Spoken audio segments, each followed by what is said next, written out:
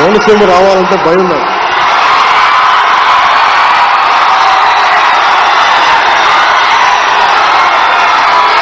అంటే చాలాసార్లు చెప్తా ఉంటా, కోనసీమకి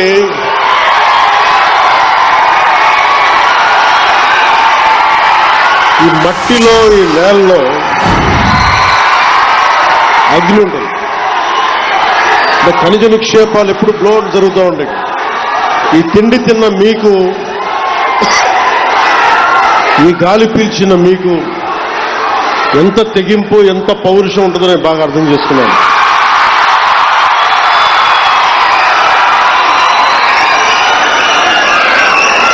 ఆడపిల్లలకు కూడా ఎంత తెగింపు ఉంటుంది. ఇక్కడ దారి పొడుగున వస్తూ ఉంటే అమ్మలు, అక్కలు, చెల్లెళ్ళు, ఆడపడుచులు హారతులు ఇస్తూ, పెద్దలు, పిన్నలు, యువత హారతులు ఇస్తూ ఉంటే చాలా ఆనందం వేస్తుంది. ఇంత ప్రేమకి నోచుకునే అర్హత నాకుందా అనిపిస్తుంది ఒకసారి. భగవంతుడి దీవెన, మీ అందరి ఆశీస్సులు, చల్లని ఆశీస్సులు, మీరు నన్ను ఈ స్థానంలో కూర్చోబెట్టారు. ఇందాక ముందు శుభం మాట్లాడుకుందాం. దారిలో వస్తూ ఉంటే శివాలయం ఇంకా పూర్తి కాలేదు. ఆ శివాలయం పేరేంటిది?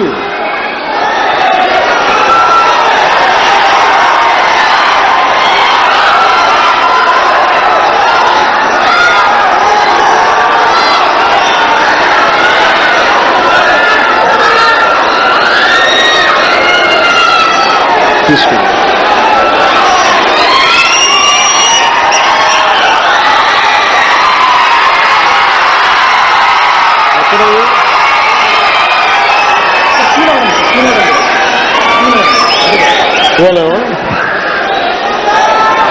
కూనవరం అంటే ఈరోజు ఎందుకు ప్రత్యేకించంటే, ఈరోజు సుబ్రహ్మణ్య షష్ఠి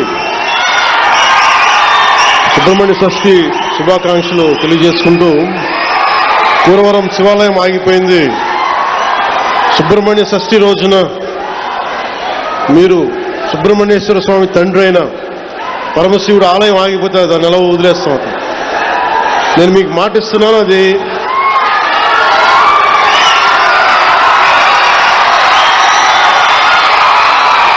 పూర్తి చేద్దాం. టైం లైన్ చెప్పడానికి నాకేముందంటే, నాకు అది ఏ స్థాయిలో ఉందో తెలియట్లేదు. అందుకని మీరందరూ సంసిద్ధంగా ఉంటే వచ్చే సంవత్సరం లోపే దాన్ని నేను కూడా కొంత నా వ్యక్తిగత నిధులు ఇస్తాను దానికి.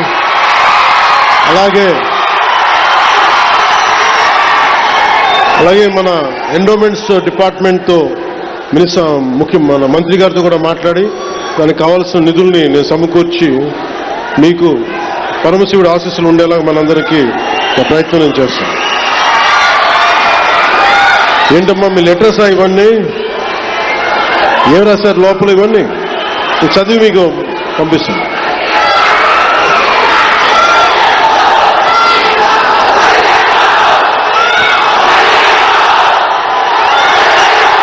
అలాగే కోనసీమ జిల్లా మినీ గూడ్స్ యూనియన్ డ్రైవర్ సోదరులందరికీ కూడా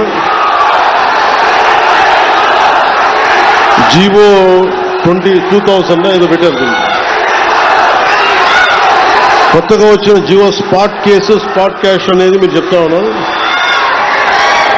దీన్ని ఒకసారి అధికారులతో మాట్లాడి, ఇలాంటి పిచ్చి పనులు చాలా చేశారు. గ్రీన్ ట్యాక్స్ తగ్గించాం మనం, అందుకని దీన్ని ఎలా కరెక్ట్ చేయాలి ఒకసారి అధికారులతో మాట్లాడి, మీరు ఇబ్బంది పడకుండా దీని మీద ఒక ప్రయత్నం చేస్తాను. అంతేగాని మీరు నన్ను రోడ్డు మీద ఆపేసి గొడవలు పెట్టుకోకండి నాతో. ఒకసారి ప్రేమ ఎక్కువ ఉన్న చోట ఏమైపోతుందో హక్కు వచ్చేస్తుంది. ఆ హక్కుతో అంటే ముఖ్యంగా నేను పర్యటనలకు వచ్చినప్పుడు చూసే వచ్చే ప్రతి ఒక్కరికి ప్రేమతో పలకరించే ప్రతి ఒక్కరికి కూడా నా విన్నపం, నాకు సెక్యూరిటీ ఇబ్బందులు ఉన్నాయి నాకు. సో ప్రతిసారి బయటికి రావాలంటే అది బుల్లెట్ ప్రూఫ్ వెహికల్ అవటం వల్ల డోర్ చాలా బరువు ఉంటుంది. అలాగే ఒకసారి రోడ్ల మీద నుంచి బయటకు వద్దామంటే కొన్నిసార్లు సెక్యూరిటీ సిబ్బంది అధికారులు కూడా మాకు ఇబ్బంది అవుతుంది. అంటే మీరు మన అభిమానులు కానీ మనల్ని ప్రేమించే జనసేన అభిమానులు కానీ ఎంత బలంగా ఉంటారంటే ప్రధానమంత్రి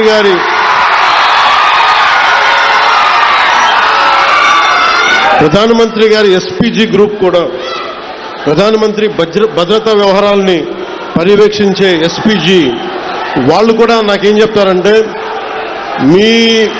మీ వాళ్ళతో మేము పడలేం. ప్రధానమంత్రి గారికి మేము ఏ పర్యటనకు తీసుకెళ్ళినా, మేము కాశ్మీర్లో పర్యటన పెట్టుకున్నా మాకు ఇబ్బంది ఉండదు, మాకు భయం ఉండదు. కానీ మేము మీరున్న సభలకి రావాలి, మీ జనంతో రావాలి అంటే మేము మీ ఉత్సాహాన్ని ఎలా ఆపాలో తెలియట్లేదు మాకు. మీరు అందరూ అంత మిలిటెంట్గా ఉంటారు, అంటే ప్రేమ చూపించినా అలాగే ఉంటుంది. మీరు చాలా రా లవ్ మీరు. అలాగే మీరు గొడవ పెట్టుకున్నా కూడా అంతే గట్టిగా ఉంటుంది. అంత గొడవ పెట్టుకుంటేనే కదా గత ప్రభుత్వంతో మనం పల్లి పండుగ 2.0 చేసుకోగలుగుతున్నాం. మీరే లేకపోతే, మీ ఉత్సాహమే లేకపోతే, మీ తెగింపే లేకపోతే ఈరోజు కూటమి ప్రభుత్వం ఈ పరిస్థితులు అయితే ఉండేది కాదు. గంటాపదంగా చెప్పండి.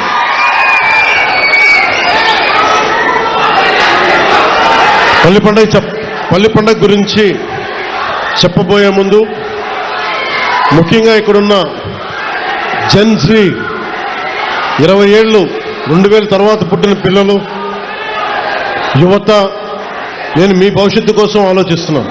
అది ఆఖరిలో చెప్తాను. మీ భవిష్యత్తు కోసమే నేను ఆలోచిస్తున్నాను. మిగతా వారి సంగతి నాకు తెలియదు, కానీ నా వరకు నేను చెప్పుకోగలను. నేను చాలా 15 సంవత్సరాలు ప్రైమ్ కెరీర్ నాది. 2003, 2004, 2005 నుంచి జస్ట్ కెరీర్ టేకాఫ్ అవుతా ఉంది. ఎవరైనా సరే ఒక 50-55 ఏళ్ళు వచ్చాక పాలిటిక్స్ గురించి ఆలోచిస్తారు. నేను ఎర్లీ 20s 20 వయసులో ఉన్నప్పుడు ఆలోచించాను. దేనికంటే నేను వచ్చే తరం కోసం ఆలోచించాను, పుట్టబోయే తరం కోసం ఆలోచించాను. ఆ అనుభవమే, ఆ నిర్ణయమే నన్ను మీకోసం అండగా నిలబడేలా చేసింది. మీకోసం మీరు ఎలాంటి అభివృద్ధి కోరుకుంటున్నారు, ఎలాంటి నయా భారత్ని కోరుకుంటున్నారు, అలాగే వెల్ఫేర్ స్కీమ్స్ ఉండాలి, పథకాలు ఉండాలి, ఉచిత పథకాలు ఉండాలి, వాటితో పాటు అభివృద్ధి కూడా ఉండాలి. కేవలం పథకాలనే నమ్మి, కేవలం ఉచిత పథకాలనే నమ్మి, కేవలం వెల్ఫేర్ స్కీమ్స్నే నమ్మి ముందుకెళ్తే అది ఎంతవరకు సాధ్యపడదో నాకు తెలియదు. ఎందుకంటే కేవలం వెల్ఫేర్ స్కీమ్సే ఓట్లు తీసుకురావు. బీహార్లో కూడా మనం చూసాం. బీహార్ ఎన్నికలు కూడా ఒక్కొక్కరు అన్ని లక్షల ఉద్యోగాలు ఇచ్చేస్తాం అన్ని చెప్పినా కానీ వాళ్ళు ఎందుకు ఆర్జేడీ లాంటి పార్టీని ఎందుకు గెలిపించలేదు అంటే, ఈ జనరేషన్ మేల్కొంది, ఈ జెన్జీ, ఈ కొత్త తరం మేల్కొంది. మేము మిమ్మల్ని రకరకాలుగా విడగొట్టి విభజించి పాలిస్తే మీరు నమ్మడానికి సిద్ధంగా లేరు. ఇది నేను 2004లో నేను గ్రహించాను. పుట్టే తరం, పుట్టబోతున్న తరం కొత్త తరం, అది నవతరం, అది రక్తాలు సలసల కాగేర యువతరం. అది మీకోసం బాధ్యతగా నేను రాజకీయాల్లోకి వచ్చాను. సినిమాల్లో చాలా డబ్బులు, ఇందాక కూడా ఓజీ నడుస్తూ ఉంటే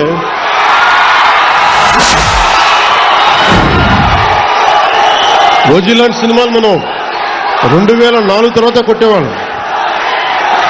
కానీ సినిమాల మీద నా దృష్టి లేదు, నాకు సమాజం మీద ఉంది నా దృష్టి. ఈ మధ్యన మీరు బాధపడుతున్నారని చెప్పి కొంచెం దృష్టి పెట్టాను ఓజీ గురించి. మరీ రాజకీయం, సమాజం అని మమ్మల్ని ఏడిపిస్తున్నాడు, మమ్మల్ని తలెత్తుకోలేకపోతున్నాం. మన అభిమానులు అందరూ మాట్లాడుతూ ఉంటే ఒక్కసారి మీకోసం దృష్టి సారించాం. ఎందుకంటే నాకు సినిమాలు ఒకే నా బతుకు తెరువు, నా జీవనాధారం. రాజకీయం నా బాధ్యత, నా దేశభక్తిని చూపించుకోవడానికి, నా సామాజిక బాధ్యతను నిర్వర్తించడానికి నేను ఎంచుకున్న బాధ్యత ఇది.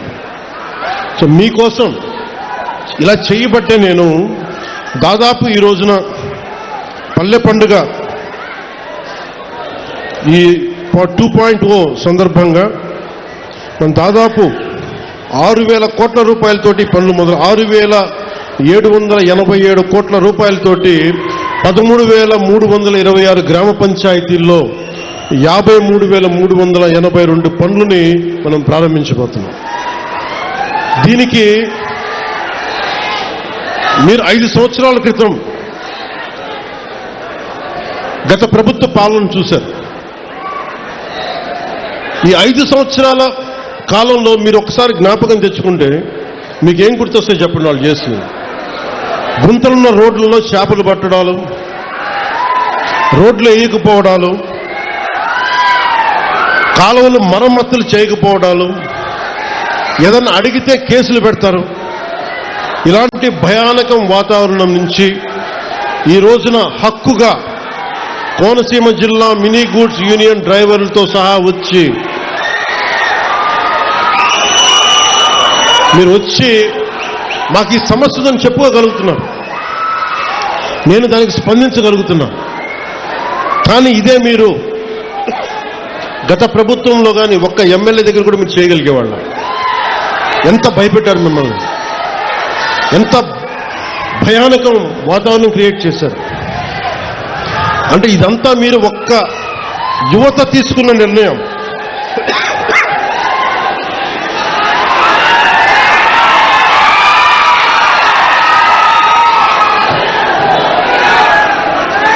మీరు ఒక సరైన నిర్ణయం తీసుకొని ఒక సరైన కూటమి ప్రభుత్వాన్ని మీరు నారా చంద్రబాబు నాయుడు గారి నాయకత్వంలో, గౌరవ ప్రధానమంత్రి గారి నాయకత్వంలో కూటమి ప్రభుత్వాన్ని మీరు ఎంచుకోగానే ఇన్ని వేల కోట్లు మనం ఈ రోజున ఖర్చు పెట్టగలుగుతున్నాం. కేవలం మీరు ఒక నిర్ణయం తీసుకున్నారు. మేము ఈ ప్రభుత్వం కాదు కొత్త ప్రభుత్వాన్ని చూస్తాం. ఈరోజు నేను మిమ్మల్ని ఒకటే కోరుకుంటా ఉన్నాను. ఇందాక కొబ్బరి చెట్లు చూసి వచ్చాను. దెబ్బలు తిన్నాయి. అక్కడ శంకరగుప్తం మండలంలో శంకరగుప్తం డ్రైన్లో బాగా ఇబ్బంది అయిపోయింది. అక్కడ కొబ్బరి చెట్లన్నీ మొత్తం మొదలు పోతా ఉన్నాయి. వెళ్ళి చూసి వచ్చాను. చూసొస్తే డ్రైన్ లేవు, డ్రైన్లు పూడికలు తీయలేదు. మీరు ఎవరన్నా మాట్లాడగలిగారా అంటే మాట్లాడడం కానీ వినే నాయకులు లేరు ప్రభుత్వం, గత ప్రభుత్వంలో. ఈ రోజున నన్ను కానీ గౌరవ ముఖ్యమంత్రి చంద్రబాబు నాయుడు గారిని కానీ మీరు ఏమన్నా కానీ ఇది మేము ప్రజాస్వామ్యాన్ని నమ్ముతాం. మీకోసం ఒక మాట విని మీరు ఒక చిన్న పిటిషన్ ఇస్తే మేము తీసుకొని మేము దాన్ని సరిదిద్దడానికి ప్రయత్నం చేస్తూ ఉన్నాం. కానీ మనం ఏం వారసత్వంగా వచ్చినాయి మనకి అంటే అప్పులు, వాళ్ళు చేసిన దోపిడీ, ఏ విధి విధానాలు లేకుండా అనేక సమస్యలు వారసత్వంగా ఇచ్చేశారు.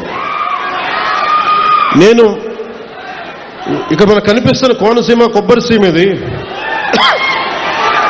ఒక కొబ్బరి చెట్టు మనకి ఫలం ఇవ్వాలి అంటే కనీసం 8 నుంచి 10 సంవత్సరాలు పడుతుంది.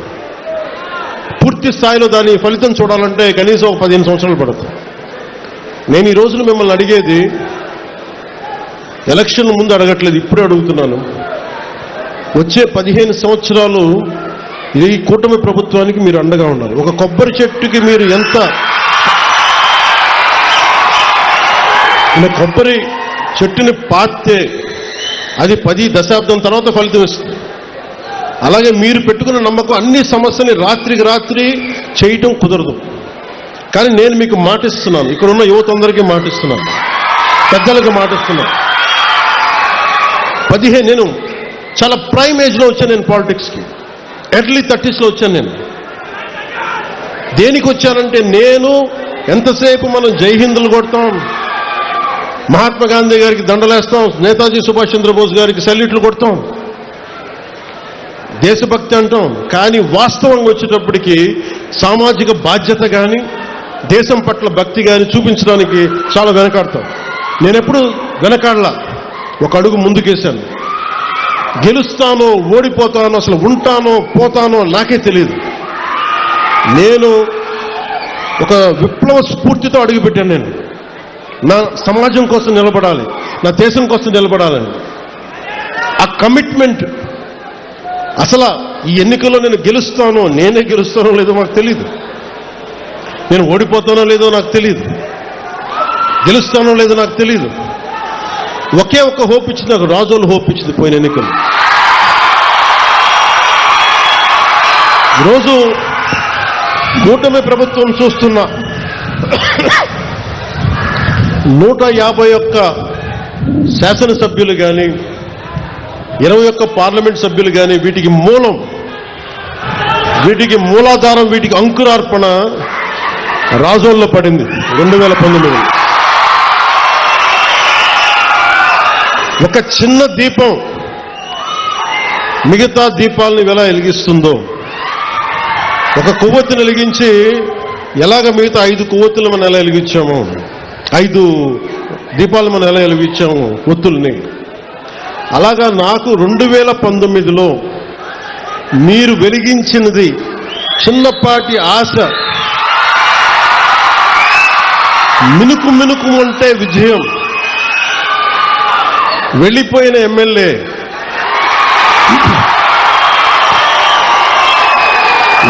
వెళ్ళిపోయినా ప్రజలు వెళ్ళా, మా అన్నదమ్ములు వెళ్ళా, నా మాడపడుచులు వెళ్ళా, మా అక్క చెల్లెలు వెళ్ళా, మమ్మల్ని నిరంతరం చిరంజీవిగా ఉందని ఆశీర్వదించే పెద్దల వదల్లా. మీరు ఇచ్చిన ఆ చిన్నపాటి ఆశ ఈ రోజున కూటమి ప్రభుత్వానికి ఎంత బలమైందంటే, అది నాకు బలమైంది, నేను కూటమికి బలమైంది. అది మీరిచ్చింది. అందుకు నాకు ప్రత్యేకించి బాధ్యత ఉంది. నాకు రాజోలకి ఇందాక మన సోదరులు హరీష్ గారు చెప్పినట్టుగా, నేను గెలవడం పిఠాపురం నుంచి పోటీ చేశాను, గెలిచాను. కానీ రాజోలు నేను గుండెల్లో పెట్టుకుని నియోజకవర్గం. అందుకే పరమశివుడి ఆశీస్సులతోటి ఆలయాన్ని మొత్తం నేను అతి త్వరలో దానికి నిర్మాణానికి పూర్తి స్థాయిలో నా సహకారం దానికి అందిస్తాను. మనం పల్లె పండుగ 2.0లో రహదారులు దాదాపు 8,571 కొత్త రహదారులు నిర్మాణం చేస్తా ఉన్నాం. 5,838 కోట్లతోటి 8,571 కిలోమీటర్లు కొత్త రహదారుల నిర్మాణం. అలాగే మనకి గోకులాలు ఉంటాయి. మనకు ఆవుని గోమాతగా పూజిస్తాం. ఇన్ని సంవత్సరాల్లో ఎవరు కూడా ఇన్ని గోకులాలు కానీ ముందుకు తీసుకెళ్ళలేకపోయారు. అలాంటిది మనం మన కూటమి ప్రభుత్వం వచ్చాక ఇప్పుడు దీంట్లో 375 కోట్ల రూపాయల వ్యయంతో 25,000 కొత్త మినీ గోకులాలు, 16 కోట్ల అంచనాతోటి 157 కమ్యూనిటీ గోకులాలని మనం ఏర్పాటు చేయబోతా ఉన్నాం. అలాగే 4 కోట్లు ఖర్చుతో 58 కిలోమీటర్ల మ్యాజిక్ డ్రైన్స్ని నిర్మాణం చేయబోతా ఉన్నాం. పంచాయతీ పరిధిలో 486 కోట్ల రూపాయలతోటి 15,000 కొత్త అభివృద్ధి పనులను చేయబోతా ఉన్నాం.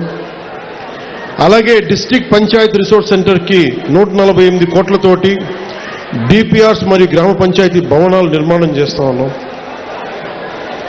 అలాగే ఏషియన్ ఇన్ఫ్రాస్ట్రక్చర్ డెవలప్మెంట్ బ్యాంక్ నుంచి రుణ సహకారం తీసుకోవడంతో పాటు మహాత్మా గాంధీ జాతీయ ఉపాధి హామీ పథకం నిధులతోటి 15వ ఆర్థిక సంఘం నిధులతోటి ప్రధానమంత్రి గారి గ్రామ సడక్ యోజన, శాస్కి రాష్ట్ర మూలధన పెట్టుబడుల ప్రత్యేక సాయం వంటి పథకాల నుంచి దాదాపు 6,787 కోట్లు సమీకరించి పల్లె పండుగ 2.0 ద్వారా 13,326 గ్రామ పంచాయతీల పరిధిలో 53,382 పనులను చేపడుతున్నాం.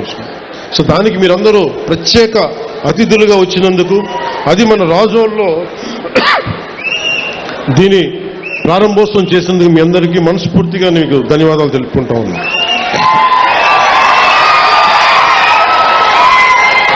ముఖ్యంగా మన కోనసీమ జిల్లా రహదారులు దుస్థితి చూశాక ఈ జిల్లాకి అదనంగా 100 కోట్ల రూపాయలు ప్రత్యేకంగా మంజూరు చేస్తా ఉన్నాం.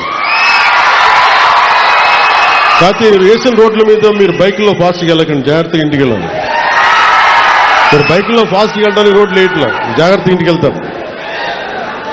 అలాగే వాడపల్లి శ్రీ వెంకటేశ్వర స్వామి ఆలయం భక్తుల 7 వారాల స్వామిగా భావించే ఈ పవిత్ర క్షేత్రానికి సౌకర్యవంతంగా చేరుకునేందుకు కొత్త రహదారి నిర్మించాలన్న అభ్యర్థనను గౌరవ కొత్తపేట శాసనసభ సభ్యులు శ్రీ బండారు సత్యానందరావు గారు గతంలో నాకు దృష్టికి తీసుకొచ్చారు. ఆ విజ్ఞప్తిని గౌరవించి గోదావరి ఏటిగట్టు మీదుగా ఆలయాన్ని నేరుగా కలుపుతున్న 7 కిలోమీటర్ల రహదారి కోసం 6 కోట్లు ఇదివరకే మంజూరు చేశాం. రావులపాలెం మార్గంలోని ఇరుకు రోడ్డు ట్రాఫిక్ సమస్యలకు ఇది చాలా స్పష్టమైన పరిష్కార మార్గం తీసుకొస్తుంది. ఇది క్లుప్తంగా పల్లె పండుగట్టు. మనం భవిష్యత్తు గురించి మాట్లాడుకుందాం ఈ రోజున. కోనసీమ ఇది కేరళ లాంటి స్థాయి ఉన్న పర్యాటక శక్తి సత్తా ఉన్న ప్రాంతం ఇది కోనసీమ. ఇందాక రైతాంగంతో మాట్లాడతా, కొబ్బరి రైతాంగంతో వాళ్ళు చెప్పారు నాకు, ఈ మనకి పూడికలు తీయలేదు, దానివల్ల ఉప్పు నీరు ఇట్లాగ ఉండిపోయి కొబ్బరి చెట్లు మొదల దాకా పోతున్నాయి. ఏం చేయాలంటే నేను చెప్పాను, దానికి కావాల్సిన 22 కోట్లు 23 కోట్లు ఖచ్చితంగా దాన్ని ముందుకు తీసుకెళ్ళి ఇచ్చేస్తాం. కానీ దానికంటే నేను ఆలోచిస్తుంది చాలా పెద్ద ప్లాన్ ఆలోచిస్తాను. మన కోనసీమ గురించి ఆలోచిస్తాం. రైల్వే లైన్ ఒకటి ఉంది,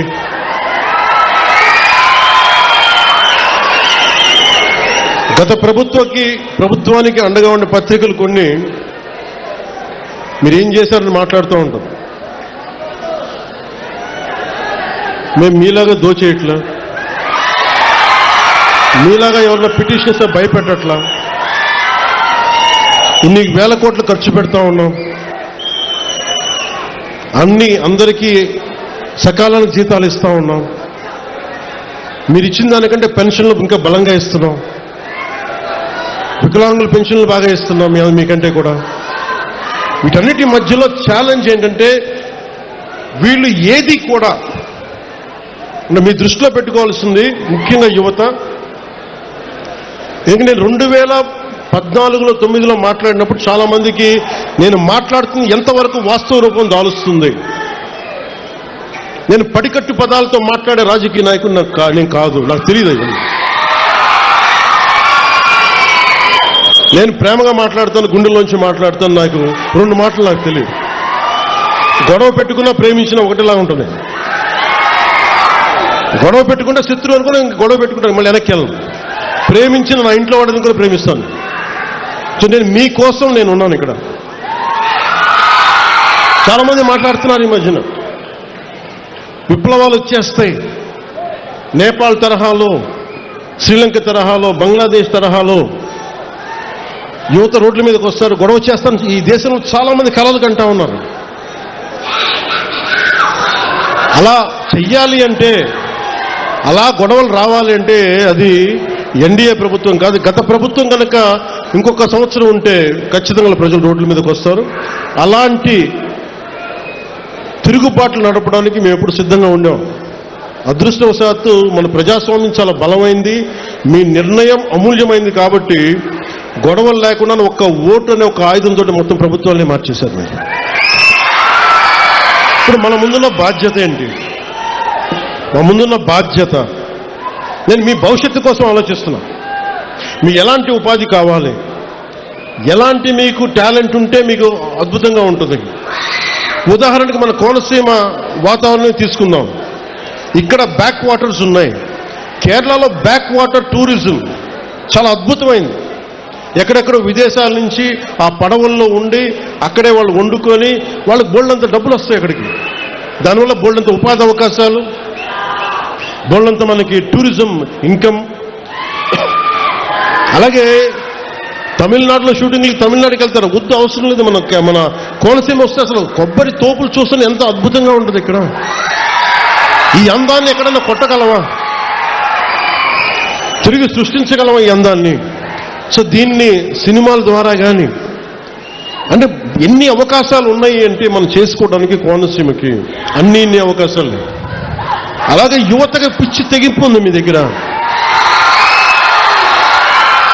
ఏం తెగింపు ఉంది? మీరు పట్టుకున్న జెండా కర్రే అది ఒక తుపాకీలాగా అయిపోతుంది మీ చేతుల్లో. ఆ కనిపించే జెండా కర్ర ఒక బాణాకర్ర అయిపోద్ది. మీకు ఇవ్వగలిగేది ఏంటి ప్రభుత్వాలు? మీ భవిష్యత్తు కోసం మీకు ఎలాంటి మీకు స్కిల్స్ ఇవ్వాలి? మిమ్మల్ని ఏ స్కిల్ మీకు ఇస్తే మీరు అద్భుతంగా తయారవుతారు. అంతేగాని కూర్చోబెట్టి నేను కోరుకుంటాను ఒకటే, ఒక దేశం తాలూకు నిజమైన డెవలప్మెంట్ ఎప్పుడంటే వెల్ఫేర్ స్కీమ్స్ తగ్గి ఉపాధి అవకాశాలు పెంచగలిగితే ఆ దేశం నిజమైన అభివృద్ధిలోకి వెళ్తుంది. ప్రస్తుతానికి మనం ఇస్తున్న వెల్ఫేర్ స్కీమ్స్ అన్నీ ఉండాలి, కానీ నిజమైన అభివృద్ధి ఎట్లా అంటే వెల్ఫేర్ స్కీమ్ అవసరం లేని పరిస్థితుల్లో అత్యంత తక్కువ శాతం ప్రజలు ఉండాలి.